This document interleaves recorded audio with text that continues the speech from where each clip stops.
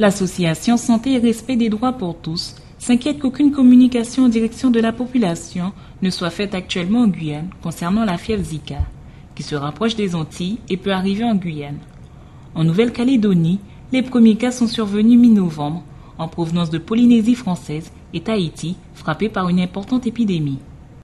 En fait, le Zika, c'est quoi? C'est un syndrome de Guillain-Barré. Et c'est transmis par le même moustique qui transmet la dengue ainsi que le chikungunya.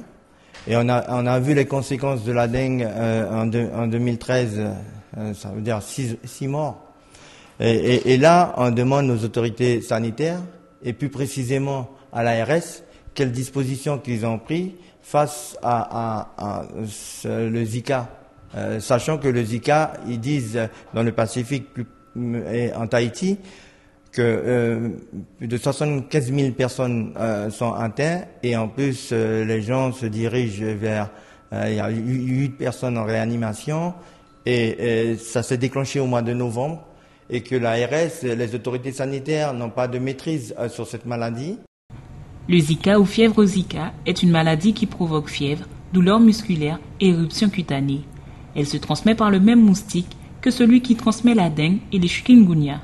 Mouradi, mon pays à Ponga, et surtout que l'ARS fait son travail, informez-nous à sa difficulté, informez-nous à sa problème. Nous savons que ça fait chikungunya, malgré il était dit que Saint-Martin, il y a des malade à l'Elisabeth, il y a des gens qui sont rentrés quand même, il n'y a pas de contrôle, il n'y a pas de bête, et il n'y a pas de maladie qui arrive à côté de nous, qu'il y a prendre courir à attraper solution, et nous savons difficulté, il y a pour la prise en charge. Alors, nous avons dit, c'est Mounia, il y a même aussi associé que nous, pour interpeller l'État, l'ARS et le préfet à cette situation, en cas où sa maladie apparaît de côté de nous, qui ça y a fait, et commencer à informer nous à sa maladie.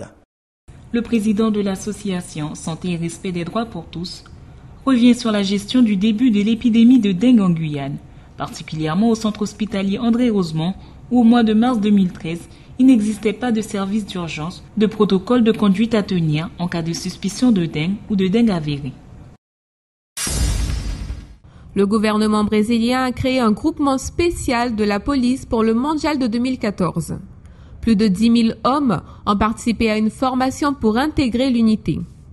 Ils seront répartis sur les 12 villes qui auront siégé la Coupe du Monde. Chaque État sera responsable de définir quelle sera l'activité principale de ce groupe dans sa ville. Le groupement pourra servir d'appui à la police locale et contrôler l'accès au stade.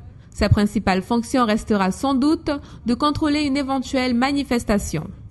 Les pays qui siègent la Coupe du Monde affrontent historiquement des mouvements. En 2002 au Japon, 2006 en Allemagne et en 2010 en Afrique du Sud. L'année dernière, le Brésil a affronté une des plus grandes manifestations de son histoire. Le gouvernement sait qu'il y a de fortes chances que la population décide d'occuper à nouveau les rues durant le mondial de 2014.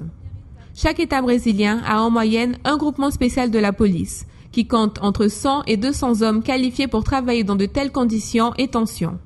Nombre bien inférieur à celui qui sera nécessaire pour accueillir une Coupe du Monde.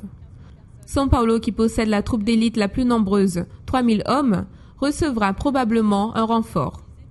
La police brésilienne a annoncé aussi l'utilisation d'un mini-robot espion, qui pourra filmer et envoyer les images en direct à la police afin de faciliter les identifications en cas de violence dans une manifestation. Le Brésil sait que le mondial de 2014 ouvrira les portes du pays et que chaque réussite ou échec sera visualisé et analysé par le monde. Le pays est considéré comme une des nouvelles puissances mondiales et selon les spécialistes, ce n'est pas le moment de commettre des erreurs. Une publication 100% guyanaise. C'est la description de la directrice de Vanille Magazine. Le nouveau généraliste, où tous les articles proposés abordent des thématiques du département et sont produits localement. De la culture à la mode, en passant par l'artisanat, la musique ou la littérature, que du local. Un exemple, la page de mode est entièrement réalisée dans le département avec des modèles guyanais. Et tout ce qui est présenté doit être disponible sur le territoire. Oui, on a réalisé qu'il y avait une demande, qu'il y a une nécessité également. On a considéré également qu'il y a beaucoup de personnes qui font beaucoup de choses en Guyane, aussi bien dans le milieu artistique, culturel ou dans l'artisanat. Ces personnes-là ne sont pas souvent mises en valeur, donc j'estime qu'il y a de la place pour mettre en valeur ces personnes. Dans cette première édition, Vanille Magazine propose un détour dans les événements marquants de ces dernières semaines. Un arrêt, le temps de quelques pauses pour parler de mode, beauté, santé, nature et pourquoi pas horoscope aussi.